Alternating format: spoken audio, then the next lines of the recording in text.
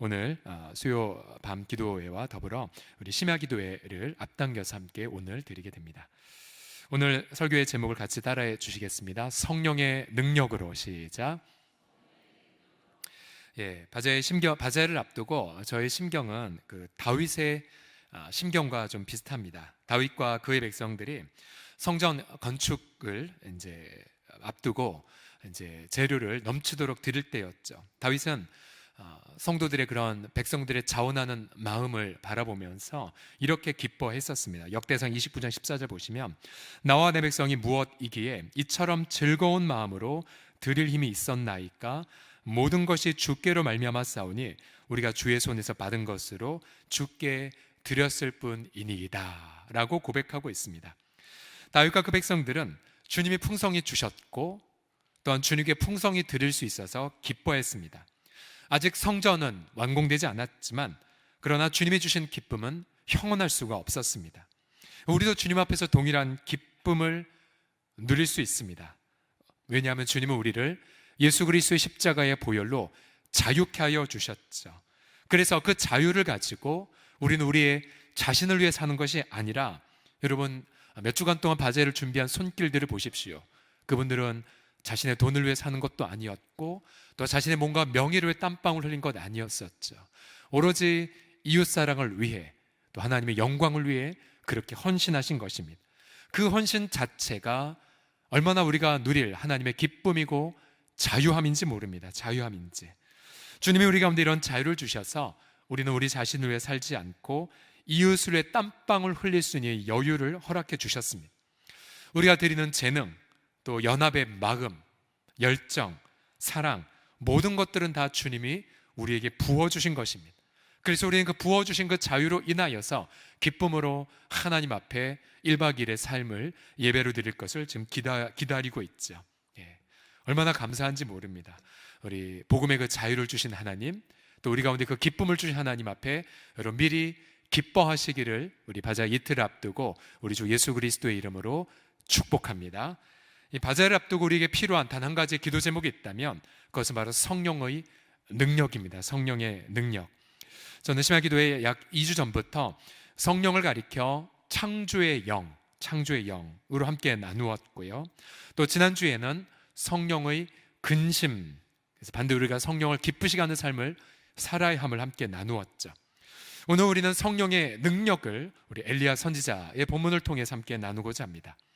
이 성령의 능력은 비유하자면 마치 대형 범선이 순풍을 힘차게 받아서 이 태평양을 항해하는 것과 같습니다.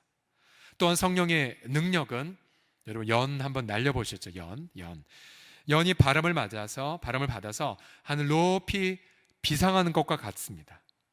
예를 들어 다니엘은 성령의 능력으로 지혜와 총명이 가득했죠. 또 미래를 내다보는 통찰력이 가득했습니다. 다윗 또한 성령의 능력으로 골리앗을 무너뜨렸고 또 전쟁에서 연거푸 승리했죠. 우리 주님은 말세에 성령을 모든 육체에 부어주시겠다고 약속하셨습니다. 또한 우리 주 예수 그리스도는 진리의 성령을 보내주셔서 우리 모두를 진리 가운데 인도하신다고 보장해 주셨죠. 여러분 오늘도 여러분 일터와 또 가정과 여러 사역의 현장 속에서 성령의 그 능력으로 살아오셨습니까? 아니면 성령의 능력으로 살지 못하고 마치 멋들어지게 대형 범선이 그렇게 돛을 높여 올렸지만 그러나 바람이 없어서 한 치 앞도 내다보지 못한 채 가지 못한 채 제자리만 빙빙 돈 경우가 있으셨습니까? 오늘 본문에서 선지자 엘리야가 살던 시대는 모든 것들이 다 무너진 시대였죠. 예배가 무너졌고 반대로 우상 숭배가 가득했고요. 권력 있는 자들은 약자의 것을 빼앗고 피를 흘리게 했던 죽이는 시대였었습니다. 그러나 엘리야는 이 시대의 한복판 안에서 성령의 능력으로 살았던 분이었죠. 그래서 오늘 성경 본문을 통해서 성령의 능력으로 살아가는 것이 어떤 의미인지를 함께 나누기를 원합니다. 첫 번째로 성령의 능력은 가장 첫 번째로 예배의 회복을 야기하게 됩니다. 함께 따라하겠습니다. 예배의 회복. 시작. 성령은 예배의 영입니다. 예배의 영. 성령이 임하는 곳에 예배가 회복됩니다. 예수님은 사마리아 여인에게 요한복음 4장 23절에서 이렇게 약속하셨죠. 같이 읽겠습니다. 시작.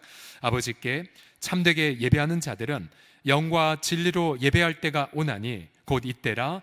아버지께서는 자기에게 이렇게 예배하는 자들을 찾으시느니라. 아멘. 여기서 말한 영은 바로 성령을 뜻하죠. 즉 우리가 하나님께 참되게 예배하려면 바로 성령 안에서 예배해야 한다는 사실입니다. 또한 하나님은 성령을 부어주셔서 바로 참다운 예배를 드리도록 도와주십니다. 오늘 본문에서 하나님의 사람 엘리야는 가장 먼저 무엇을 했냐면 바로 예배를 회복하는 일을 했죠. 무너진 제단을 다시 수축했죠. 번제물을 제단에 올려놓았습니다. 그리고 이렇게 36절에서 기도하기 시작합니다. 아브라함과 이삭과 이스라엘의 하나님 여호와여, 주께서 이스라엘 중에서 하나님이신 것과 내가 주의 종인 것과 내가 주의 말씀대로 이 모든 일을 행하는 것을 오늘 알게 하옵소서. 여호와여, 내게 응답하옵소서. 내게 응답하옵소서. 이 백성에게 주 여호와는 하나님이신 것과 주는 그들의 마음을 되돌이키심을 알게 하옵소서 라고 기도를 했습니다. 엘리야의 기도는 두 가지 내용으로 나누죠. 하나님, 당신이 하나님 되심을 드러내 주세요. 또한 제가 당신의 종임을 알게 해주세요. 하나님의 하나님 되심, 또 우리는 그 하나님 되심 앞에 예배자, 즉 종이라는 사실이 드러나는 것, 이것이 바로 예배의 간명한 정의입니다. 엘리야의 이 회복을, 예배의 회복을 바라는 기도는 성령의 불로 응답이 되었죠. 하늘에서 불이 내려서 재물과 모든 것, 심지어 재물 위에 철철 흐르는 물마저도 태워버렸습니다. 즉 백성들의 모든 불가능해 보이는 것 같은 죄 문제를 완전하게 태워버리신 거죠. 백성들에게 예배가 회복되었습니다. 그러자 거짓 선지자들은 모두 처단하게 되었죠. 우상 숭배의 모든 싹을 잘라버리게 되었습니다. 즉 엘리야는 성령의 능력으로 예배, 무너진 예배를 회복시킨 것입니다. 다시 말씀드립니다. 예배가 무엇입니까? 예배란 바로 하나님의 하나님 되심이 드러나고, 또한 그 하나님이 드러내심 앞에서 우리는 부복하여 종으로 경배하는 것, 그것이 바로 예배입니다. 언제든지 성령 하나님은 저와 여러분의 삶에 예배가 무너졌을 때 우리 예수님은 성령을 다시 보내주십니다. 그리고 우리 마음을 녹화하시죠. 그리고 우리에게 이름을 부르시며, 야 아들아 딸아, 너가 예배가 무너졌구나. 그리고 너 안에서 하나님의 하나님 되심이 드러나지 않는구나 를 자꾸만 일깨움을 통하여 우리도 다시 엘리야의 기도를 하게 하십니다. 하나님, 당신의 나의 하나님 되심이 드러나게 해주세요. 그리고 내가 당신 앞에 엎드려 종됨을 다시 회복하게 하여 주옵소서라고 기도하게 하십니다. 우리 영혼이 분주할 때, 또 우리가 하나님에 대한 임재를 잊어버리고 살아갈 때 성령님은 우리 가운데 오셔서 다시 한번 우리 마음 가운데 식어진 영혼의 불을, 예배의 불을 다시 한번 회복시키는 것, 그것이 바로 우리 성령 하나님의 능력임을 찬양합니다. 예수님은 요한복음 16장 14절에서 성령 하나님의 역할을 이렇게 약속하셨습니다. 같이 읽겠습니다. 시작. 그가 내 영광을 나타내리니 내 것을 가지고 너희에게 알리시겠습니다. 오늘날 우리 주 예수님이 보내신 성령님은 바로 예수 그리스도의 영광을 높이심으로 예배를 회복하십니다. 즉 예수님의 영광이 무엇입니까? 예수님의 사랑의 영광이 언제 드러났습니까? 바로 십자가에 못 박히실 때 다 드러났죠. 또 예수님의 그 능력이 언제 드러났습니까? 십자가에서 사망의 세력을 괴멸하실 때 드러났죠. 언제 예수님의 지혜의 영광이 다 드러났습니까? 바로 십자가에서 하나님의 사랑과 공의를 완벽하게 그리고 영원히 만족시키실 때에 예수님의 영광의 지혜가 다 드러났습니다. 그래서 우리 가운데 계신 성령 하나님은 그 예수 그리스도의 사랑을, 또 예수님의 그 능력을, 또 예수님의 지혜를 우리 가운데 일깨워 주십니다. 그리고 전심을 다해 예수 그리스도 한 분만을 바라보도록 도와주십니다. 때로 우리 속에 시련과 고난의 어두운 밤이 가득하더라도 우리 가운데 성령님은 계속해서 우리 가운데 말씀하십니다. 그리스도를 바라보거라. 십자가에 못 박힌 그리스도가 너의 능력이고 너의 지혜니라. 그러면서 주를 바라보고 내가 당신의 종임이라고 고백하는 심령 속에 성령은 기쁨을 부어주시고 위로를 더해 가시며 지혜와 능력을 우리 가운데 부어주심을 믿으시기 바랍니다. 이 부활 승천하신 주님은 우리 가운데 지금도 성령을 계속해서 부어주고 계세요. 부어주고 계세요. 그래서 오늘 너무나 기쁜 소식이 무엇이냐면 이것이죠. 여러분 보고 뭘 하라고 말하기 이전에 이미 성령이라고 하는 거룩한 바람이 여러분 가운데 지금 불고 있다는 사실이에요. 마치 마른 뼈처럼 우리가 쓰러졌다 할지라도 거룩의 바람이, 거룩한 생기가 선지자의 대언을 통해서 마른 뼈를 살리게 하셨듯이 지금도 온 땅에 가득한 거룩의 성령님께서 바로 우리 주 예수 그리스도의 말씀을 통하여 저와 여러분의 마른 뼈가처럼 돼버린 심령 속에 지금도 성령의 바람은 불어오고 있습니다. 이것이 너무나 기쁜 소식이에요. 너무나 기쁜 소식이에요. 자, 옆 사람 보시면서 눈을 크게 뜨시고 이렇게 말하겠습니다. 성령의 바람이 이미 불고 있습니다라고요. 시작. 성령의 바람이 이미 불고 있습니다. 예. 그래서 사랑하는 성도님들이요, 성령을 매 순간 의지하셔야 됩니다. 매 순간. 그리고 성령님께 늘 자문을 구하셔야 돼요. 그래서 성령님께 인도하심을 받아야 됩니다. 무슨 일을 하든지 간에 성령을 통해서 하나님을 예배하도록 힘쓰십시오. 그리고 성령님을 통해 나는 종이라는 사실을 고백하십시오.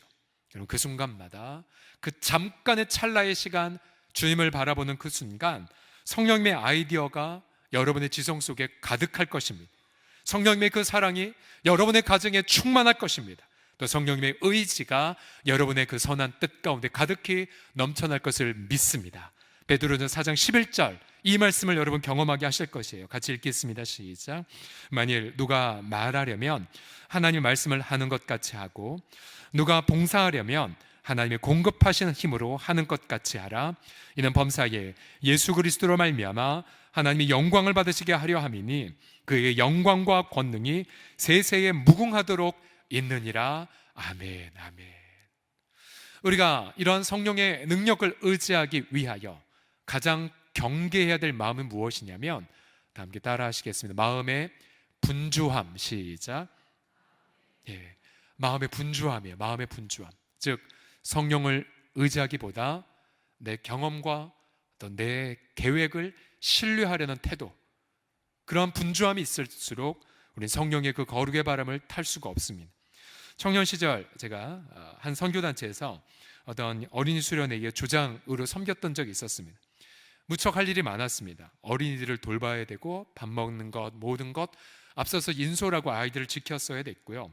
또 더군다나 가운데 스킷 드라마에서 요셉 역할을 맡아서, 그래서 제 영어 이름을 이제 요셉으로 지었었는데요. 요셉 역할을 맡아서 한 번이 아니고 여러 번 이제 조마다 오면은 똑같이 요셉을 역할을 감당해야 됐습니다. 제가 할 일이 너무 많았었어요. 근데 그때에 전체 오리엔테이션 시간에 선교사님, 대표 인도하신 선교사님이 저희 조장을 다 부르시더니 이렇게 권면하셨어요. 여러분 그 분주함 속에서 예수님을 바라보셔야 됩니다. 그 분주함 가운데에서 예배를 드리는 것, 그것이 바로 여러분들의 훈련 과제가 될 것입니다 라고 저희들한테 경고를 하셨어요. 그러니까 벌써 그때가 20여 년 가까이 흘렀지만 제가 분주할 때마다 늘 그 생각이 나요. 더 분주하면 더 주를 신뢰하는 거구나. 사실 여러분, 우리가 있는 이 일이라는 것은 어떤 사장님이라도 일이 많고요, 권한이 많을수록 더 일이 많고, 없는 사람 없는 대로 언제나 일이 많아요. 그럼 또한 내가 통제할 수 없는 사건들은 언제나 발생되기 마련입니다.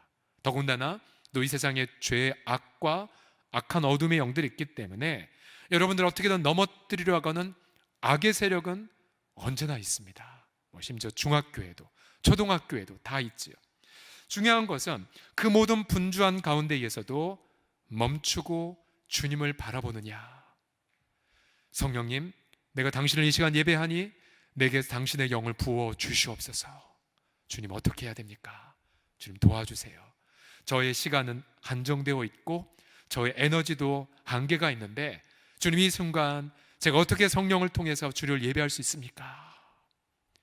그럼 놀랍게도 그 잠깐의 순간 성령을 통해서 우리는 두 가지를 고백하게 하세요. 나는 너에게 하나님으로 있느냐, 또 너는 내 앞에서 종으로 있니? 종으로. 즉 저의 재정, 사업, 일터 계획 그 모든 것 주 앞에 다 맡겨드리고 그 앞에 엎드린 종으로 있는지. 비즈니스를 하든 공부를 하든 집안일을 할 때에든 여러분 성령의 능력으로 하나님의 하나님 되심을 높여드리고, 그리고 우리 하나님 앞에서 여러분의 종됨을 자각할 때에 여러분 그 순간 예배의 부흥을 맛볼 것이고, 그 순간 거룩의 영으로 여러분의 심령이 뜨겁게 타오르는 영적 부흥을 경험하게 하실 줄을 믿습니다. 그래서 이번 바자회를 앞두고 무엇보다도 예배에 힘쓰시고 매 순간마다 예배에 집중하시는 그런 은혜를 체험하시기를 예수님의 이름으로 축복합니다. 옆 사람 보시면서 이렇게 고백하겠습니다. 무슨 일이든 예배를 드리겠습니다 라고요. 시작. 무슨 일이 있든지 예배를 드리겠습니다. 아멘. 두 번째로 본문을 통해서 얻는 성령의 능력의 레슨은 약속을 붙잡는 기도에 있습니다. 다 함께 따라 하시겠습니다. 약속을 붙잡는 기도. 시작. 엘리야는 성령의 능력으로 예배를 회복시켰습니다. 그러나 여전히 이스라엘 땅은 3년째 비가 내리지 않았죠. 타들어가는 그 사나를 바라보며 그들은 아마 절망을 했을 것입니다. 그때 엘리야는 어떠한 자리로 나아갑니까? 42절 보시면 엘리야가 갈멜산 꼭대기에 올라가서 땅에 꿇어 엎드려 그의 얼굴을 무릎 사이에 넣었다고 말합니다. 즉 전심으로 부복하며 기도하기를 시작했습니다. 그는 간절히 기도했죠. 아직 그 파란 하늘에는 구름 한 조각도 보이지 않았습니다. 인간적 눈으로는 기상청, 아마 지금 시대로 말한다면 기상청 예보를 봐더라도 비가 올 가능성은 1%도 있지 않았습니다. 기상 이야기가 나오니까 저희 교회랑도 연관되는 그 동경복음교회, 예전에 고 유익은 장로님 계셨었고 작년 우리 중보기도팀 가서 사역했던, 섬겼던 그 교회요. 그 교회가 이제 올해 95주년을 맞았었는데 지난주였어요. 토요일, 주일, 금요일부터. 근데 여러분 일본에 뭐가 불어왔었죠? 초강력 태풍이 동경을 정확하게 올라갔었잖아요. 홈커밍데이도 토요일날 준비했었고 또 주일날 부흥회도 있었는데 많은 관련된 분들이 기도했는데 오늘 이제 그 동경복음교회 조영호 목사님을 통해서 이렇게 보고 어떠했는지 이렇게 간증이 왔었어요. 네, 놀랍게도 그 태풍이 오는 가운데에 홈커밍데이 때 많은 사람들이 왔었고 100명 이상의 사람들이, 그러니까 일본인 남편이 아내 보고 왜 가냐고, 태풍 오는데 그렇게 사랑으로 만류했던 일도 있었지만 많은 성도들이 태풍을 무릅쓰고 자전거 타고 왔고, 놀랍게도 그 동경복음교회에 있는 곳은 태풍 피해가 없었대요. 그렇게 엄청나게 비가 쏟아졌는데 태풍 피해가 없이 너무나 예배를 잘 드려서 너무나 큰 감격을 했노라고 그렇게 고백을 했었습니다. 한 가지 좀 재미있는 것은 거기가 95주년 기념 예배를 드렸는데 저희 우리 중보기도팀과 또 몇몇 기도하신 분들이 십시일반 돈을 자원해서 얼마 모은 줄 아십니까? 95주년에 얼마요? 95만 원. 95만 원에서 그 교회에 이렇게 보내어 드렸는데 그쪽 교회 성도들이 굉장히 감동을 많이 받았대요. 왜냐하면 자기네 교회 95주년을 기억하는 다른 교회의 지체가 있다는 사실에 감격을 했다는 이야기를 저희가 전해받았습니다. 다시 한번 기도해 주시고 또 헌신하신 분들께 감사를 드립니다. 자, 이제 기상청 얘기하다가 잠시 일본 교회를 얘기를 했지만요, 본문으로 돌아와서 엘리야 눈에 보기에 또 이스라엘 눈에 보기에 비가 올 가능성은 단 1%도 보이지 않았죠. 그러나 그때에 성령의 능력을 가진 분들은요, 인간적인 눈을 다 감습니다. 기상청 예보 보지 않습니다. 그리고는 뭐만 보냐면 18장 1절에서 계시된 약속의 말씀만 붙잡습니다. 18장 1절 같이 읽어보죠. 시작.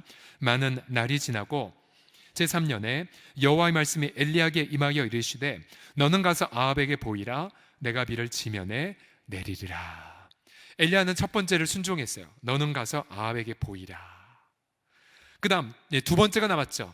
내가 비를 지면에 내리리라. 그래서 엘리야는 모든 인간적 눈을 다 감고, 주님 약속하셨잖아요. 주님 열왕기상 18장 1절에 약속하셨잖아요. 주님 비를 내려 주시옵소서. 그런 사원에게 말하죠. 야, 구름 올라왔니? 아니요. 다시 엘리야는 18장 1절 말씀 붙잡고, 주님 분명히 약속하셨잖아요. 저 아합에게 저 보였어요. 주님 보여주세요. 내려주세요. 사환아, 지금 구름이 떠올랐니? 아니요, 구름 그림자도 없어요. 근데 그렇게 7번을 반복을 했죠. 완전 수죠. 그것은 엘리야의 말씀을 향한 간절함이 다 찼다는 의미입니다. 여러분, 우리가 보통 그렇잖아요. 너무 많이 고통해서 눈물을 흘리면 어느 순간 눈물을 하나님이 가져가셔서 어린아이처럼 평안한 마음을 얻을 때가 있지요. 엘리야의 간절함이 채워지자 엘리야님, 구름 하나가 올라오네요. 엘리야는 알았어요.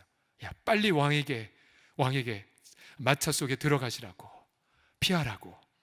그러면서 그들은 큰 비를 경험을 했습니다.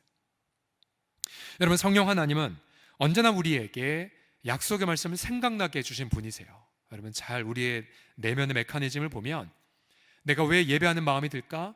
그것은 바로 성령이 일깨우신 거고요. 또한 왜 우리가 과거에 읽었던 말씀이 생각나느냐? 그 생각나게 하는 의식의 밑바닥엔 성령님이 계세요. 성령, 여러분 안에 내주하신 성령님. 요한복음 16장 13절 14절을 보시게 되면 성령의 일하심을 이렇게 말합니다. 그러나 진리의 성령이 오시면 그가 너희를 모든 진리 가운데로 인도할 것이다.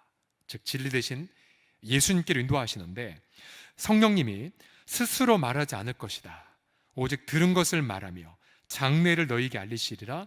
그가 내 영광을 나타내니 내 것을 가지고 너희에게 알리시겠다고 말씀하십니다. 즉 성령 하나님은 예수 그리스도의 말씀을 자꾸 생각나게 하세요. 자꾸만 신구약에 있는 성령의 영감으로 기록된 그리스도의 말씀을 생각나게 하십니다. 그러면 생각나면 우리는 그 말씀 붙잡고 엘리야처럼 기도할 수가 있죠. 로마서 8장 15절 말씀 보시면 같이 읽겠습니다. 시작. 너희는 다시 무서워하는 종의 영을 받지 아니하고 양자의 영을 받았으므로 우리가 아빠, 아버지라고 부르짖느니라. 아멘. 그럼 성령님이 말씀을 생각나게 하셨죠. 그리고 성령은 우리 영과 더불어 아빠, 아버지라 부르짖기 시작합니다. 그럼 우리는 이 약속의 말씀이 이루어질 때까지 주 앞에 머물러 있고 부르짖게 되고 금식하게 되죠. 언제까지요? 은혜의 큰 비가 임할 때까지입니다. 그런 면에서 우리는 날마다 성경 말씀을 주야로 묵상하고 읽으셔야 됩니다. 왜냐하면 성령은 무수하게 많은 말씀을 우리 가운데 들려주시지만, 그러나 우리의 지성에 혹은 기억에, 여러분의 경험 속에 말씀이 없다면 우리 성령의 음성을 들어도, 여러분의 영이 들어도 여러분의 마음이 내가 도대체 무슨 말씀을 들었는지를 분별하지 못할 때가 적지 않거든요. 여러분, 사랑의 바제를 앞두고 혹은 여러분의 개인의 일상의 삶에서 여러분 과연 하나님이 주신 약속의 말씀 과연 무엇입니까? 저는 우리 특별히 앞에서 준비한 여전도 임원분들, 또 각 코너들마다 성령님이 주신 음성이 다 있으세요. 성령이 주신 음성, 여러분 그 음성을 붙잡고 그 약속이 이루어지기까지 여러분 기도하셔야 됩니다. 가령 우리는 고린도후서 9장 8에서 10절 말씀을 붙잡고 이루어질 때까지 기도해야 되죠. 제가 읽겠습니다. 하나님이 능히 모든 은혜를 너에게 넘치게 하시나니 이는 너희로 모든 일에 항상 모든 것이 넉넉하여 모든 착한 일을 넘치게 하게 하려 하심이라. 여러분 믿으십니까? 여러분이 하는 일들은 착한 일이지요. 근데 모든 착한 일을 넘치게 하기 위하여 하나님 어떻게 하십니까? 항상 모든 것이 넉넉하게 하신답니다. 항상 한 코너만이 아니라 모든 코너 다 포함해서, 또 일손 부족한 것이 아니라 모든 자원들 풍성히 채워주셔서, 또한 모든 일에 항상이라고 말씀하셨지요. 그리고 앞서 능히 모든 은혜를 너에게 넘치게 하신다고 말씀하셨습니다. 그러면 다시 엘리야처럼 내 눈에 보기엔 은혜가 없는 것 같고, 내 눈에 보기엔 사람도 부족하고, 내 눈에 보기에는 자원과 열정이 식었다면 여러분 어떻게 하셔야 돼요? 여러분의 눈을 감으시고 엘리야처럼 땅에 부복하여 마침내 은혜의 이 말씀이 이루어질 때까지 여러분 기도해야 될 줄을 믿습니다. 끝까지 기도하셔야 돼요. 그래서 여러분 마음속에 평강 임할 때까지, 그리고 나서야 여러분 금요일을 맞이하실 수 있습니다. 또한 계속해서 고린도후서 9장 또 그 다음을 보시게 되면 기록된 바 그가 더 가난한 자들에게 주었으니 그의 의가 영원토록 있느니라 함과 같으니라. 여러분의 섬김의 사역을 하나님이 영원토록 기억하신대요. 우리 가운데 몇몇 어르신들은 지난 35회 동안 다 섬기신 분들 계시지요. 그럼 주님은 그만큼 다 기억하신다는 사실이에요. 또한 10절을 마지막 절을 보시게 되면 우리 10절은 같이 읽겠습니다. 심는 자부터 시작. 심는 자에게 씨와 먹을 양식을 주시는 이가 너희 심을 것을 주사 풍성하게 하시고 너희의 의의 열매를 더하게 하시리니. 아멘. 즉 우리로 풍성한 의의 열매를 맺게 하기 위하여 우리 주님은 풍성한 씨앗을, 아이디어든 사랑이든 열정이든 체력이든 모든 것들을 우리가 풍성하게 채워주실 줄을 믿습니다. 또 주님은 여러분 흩어 구제하면서 사역하는 분들을 향해 이런 말씀을 주셨습니다. 이 말씀은 오늘 수요일날 오신 분들만 많이 누리셨으면 좋겠는데요. 잠언 11장 25절 같이 읽겠습니다. 시작. 구제를 좋아하는 자는 풍족하여 질 것이요 남을 윤택하게 하는 자는 자기도 윤택하여 지리라. 아멘. 자, 그래서 여러분도 풍족해질 거예요. 믿으십니까? 여러분들 윤택해질 것입니다. 서경철의 말이 아니라 잠언에 기록된 약속의 말씀입니다. 우리는 이러한 축복을 말로 다 표현할 수가 없습니다. 또한 무엇보다 이틀 동안 우리가 누릴 공동체의 교제를 여러분 상상해 보십시오. 시편 133편 보라 형제가 연합하여 동거함이 어찌 그리 선하고 아름다운고 머리에 있는 보배로운 기름이 수염 곧 아론의 수염이 흘러서 그의 옷깃까지 내림 같고 헐문의 이슬이 시온의 산들의 내림 같도다. 거기서 여호와께서 복을 명령하셨나니 곧 영생이로다. 이 133편의 약속의 말씀을 이틀 동안 서로 교제하는 가운데 이게 충만하게 경험하시는 아름다운 바자회가 되시기를 예수님의 이름으로 축복합니다. 자, 옆 사람 보면서 이렇게 축복하겠습니다. 은혜의 큰 단비가 임할 것입니다 라고요. 시작.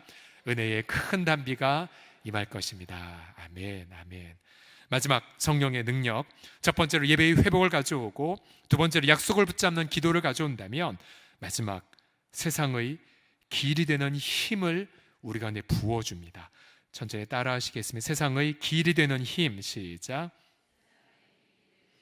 엘리야는 비가 내리기 전 41절에서 아합 왕에게 올라가서 먹고 마시소서 큰 비 소리가 있습니다 라고 미리 준비했고요. 또한 44절에도 보게 되면 아합에게 말하기를 비에 막히지 아니하도록 마차를 갖추고 내려가소서 전하라고 했습니다. 여러분, 아합 왕은 악한 자였죠. 우상 숭배자였습니다. 또 본문을 보면 매우 우유부단해서 이세벨 왕비가 충동질하는 대로 죄를 저질렀던 자였습니다. 그러나 이 엘리야는 아합 왕을 죽이라고 하지 않았습니다. 오히려 아합 왕을 두 번이나 배려하는 섬김을 보여주었죠. 그리고 비에 맞지 않도록 미리 준비를 시켰고 급기야 큰 비가 쏟아지기 시작하자 엘리야가 하나님의 능력으로 무엇을 했습니까? 46절 같이 읽겠습니다. 시작. 여호와의 능력이 엘리야에게 임하매 그가 허리를 동이고 이스라엘로 들어가는 곳까지 아합 앞에서 달려갔더라. 여기서 말하는 여호와의 능력은 원문에 보면 여호와의 손입니다. 여호와의 손.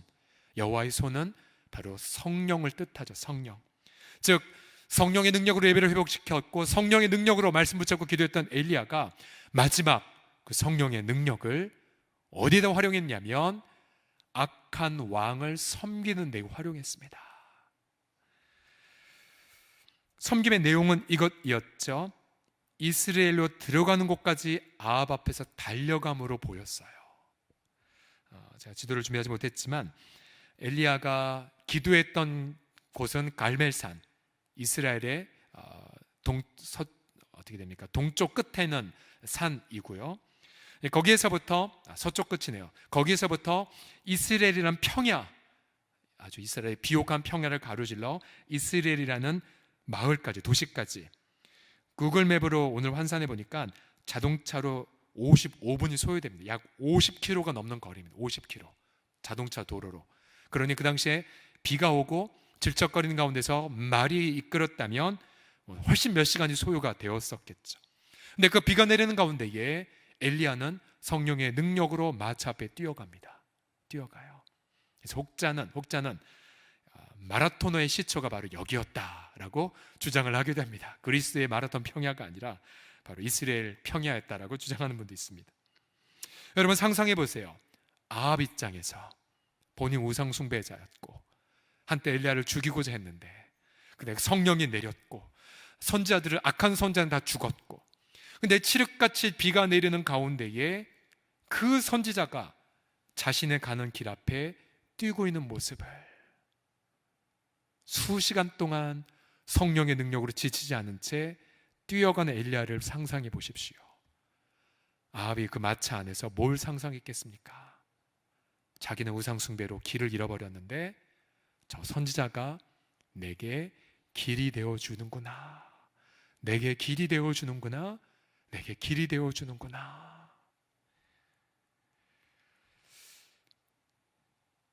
마치 그 말이 생각이 나죠. 해방호 손영원 목사님에게 김구 선생님이 그 유명한 오산학교 교장 자리를 부탁했을 때 손영원 목사님은 그거를 단칸에 거부하고 저는 제가 섬기는 우리 교인들에게 나환자들에게 돌아가겠습니다 라고 하자 김구 선생님 바로 그 자리에서 이런 유명한 글을 적어주었죠. 금일하 행적 수작후 인정. 오늘 내가 걸어간 발자국이 뒷사람의 이정표가 될 것이라 라는 글을 적어주었습니다. 결국 우리가 누릴 마지막 성령의 능력은 결국 이 세상 사람들의 이정표가 되는 삶을 사는 것입니다. 그리고 세상 사람들에게 길이 되어줄 때까지, 그래서 마침내 세상 사람들이 갈 곳에 다다를 때까지 세상 사람들 앞에서 힘차게 뛰어가는 것, 그 비전이 이루어질 때까지 뛰어가는 것, 그것이 바로 오늘 본문에서 선지자가 누렸던 성령의 능력이며 오늘 서울홍성교회가 누려야 될 성령의 능력입니다. 성령의 능력이에요. 우리 공동체가 세상 속에서 어떻게 불려지길 원하는가? 여러분 세상 사람들은 어느 교회가 장로교인지 감리교인지 역사가 어떻게 됐는지 어떤 수가 모이는지는 관심이 없습니다. 그러나 세상 사람들은 단 한 가지를 물어보죠. 너희 교회가 우리랑 무슨 상관인데? 근데 그때에 우리는 본문을 통해서 이런 기도 제목을 얻죠. 하나님, 저희가 길을 잃어버린 세상 분들에게 길이 되게 하여 주옵소서. 우리는 길을 잃어버린 자들에게 앞에서 뛰어가는 그런 역할을 가리켜 우리 이렇게 기도를 하고 있죠. 바로 목민센터의 비전이라고. 목민센터의 비전. 여러분 목민센터 비전이란 뭔가 건물이 있고 이런 개념도 포함되겠지만 중요한 건 세상을 향한 교회의 책무를 뜻하는 그런 표현입니다. 이미 우리 공동체는 수십 년간 바자회를 섬겼죠. 목민센터의 한 역할이죠. 장수대학도 마찬가지예요. 이미 목민센터 한 역할이고요. 또한 벌써 5년 넘어가는 새솔 어린이집도 목민센터 한 비전의 일환입니다. 또 구립청소년 홍은 공부방, 굉장히 좋은 열매가 굉장히 많이 들려오고 있는데 역시 그것도 목민센터 한 일환이죠. 아름 공동체도 마찬가지고요. 또 여러분 사랑방에서 정말 무명으로 그렇게 미혼모 가정 돌보는 것도 다 목민센터의 비전입니다. 우리 목민센터 이 말을 어디서 얻었냐면 바로 고 문중경 전도사님의 글을 통해서 얻었죠. 증도 및 비롯한 신안군을 복음화시킨 믿음의 여인 문중경 전도사, 그분의 어린 시절을 배웠던 본인이 어린 시절 때 그분을 배웠던 김중곤 목사님의 글에 보게 되면 이런 표현이 나옵니다. 문중경 전도사님은 밤낮을 교회에서 살면서 새벽같이 큰 바람 같은 것을 들쳐매고 나가 누룽지나 잔치집, 제삿집에 음식을 걷어서 가난한 집에 나눠주는 대신 거지였다. 대신 거지. 바람 속에는 감기약이나 연고, 민감 비방약 같은 것이 듬뿍 있어서 병자들의 신방에 부담 없이 약을 먹이고 발라주고는 만져주고 기도를 하였다. 병이 소문나게 잘 나았다. 믿든지 믿지 않는 사람이든 가리지 않았다. 그는 모두의 가난과 고통에 자기 피부를 맞대고 살았다. 그러면서 이렇게 표현하셔서 그분은 걸어다니는 종합 목민센터와 같았다고요. 결국 우리가 지향하는 모습이 바로 여기에 다 있습니다. 기도의 능력이 있고 복음의 아름다운 우렁찬 외침이 있으면서 동시에 대신 거지의 역할, 가난한 사람들의 피부와 맞대어 살았던 그분의 삶, 저는 그분의 삶 속에 바로 한국교회가 이 세상에 정말로 길이 되는 이정표가 숨어있다는 확신을 받았죠. 그래서 우리가 그러한 기도를 지금도 하고 있지 않습니까? 또한 멀리 갈 것 없이 우리 교회 역사 속에서도 목민센터의 삶을 사셨던 분이 계시죠. 바로 고 이동의 권사님, 이동의 전도사님. 우리 교회 12명의 설립 멤버 중에 한 분이셨고, 또한 우리 교회 첫 번째 주일 예배의 장소를 배경을 도와주셨던 분이셨죠. 일찍부터 군선교를 통해 청년들의 어머니가 되어주셨고, 또한 많은 부모 없는 아이들에게 엄마가 되어주었죠. 그래서 지금도 그분을 나의 어머니라고 부르는 분들이 많아요.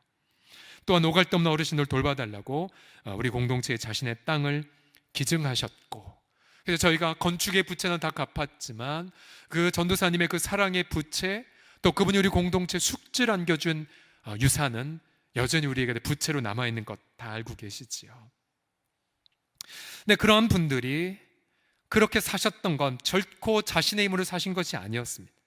그분들 모두가 다 엘리야처럼 성령의 능력으로 예배하셨고, 성령의 능력으로 기도하셨으며, 성령의 능력으로 세상 사람들 앞에 가서 길이 되어 주셨다는 사실입니다. 여러분, 놀랍게도 우리가 세상을 앞에서 세상을 섬길 때에 그때마다 성령의 능력은 더욱더 우리 가운데 부어지게 됩니다. 그래서 엘리야가 초자연적인 능력으로 그렇게 뛰어갔던 것처럼 여러분, 세상에 길이 되기를 원하는 여러분들의 가운데에 하나님은 초자연적인 능력을 여러분에 부어주실 줄을 믿습니다. 체력도, 지성도, 그리고 팀워크도, 무엇보다 이 세상을 감동시킬 하늘의 놀라운 영감이 성령을 통하여 우리 모든 서롱성교회 식구들에게 부어질 줄을 믿습니다. 또한 이 자리에 와 있는 우리 학생들이나 청년들에게도 다니엘이 주셨던 그런 놀라운 지혜와 총명이 물붓듯이 그들에게도 부어지게 하실 줄을 믿습니다. 그래서 우리 모두가 함께 세상 사람들에게 길이 되어서 정말 우리 모든 나라가, 또 이 민족이 하나님 앞에 아름다운 축제를 벌이는 그날을 위하여 아름답게 쓰임만 우리 모든 성도들과 우리 식구들이 다 되기를 우리 성삼위 하나님의 이름으로 간절히 축복합니다. 기도합시다.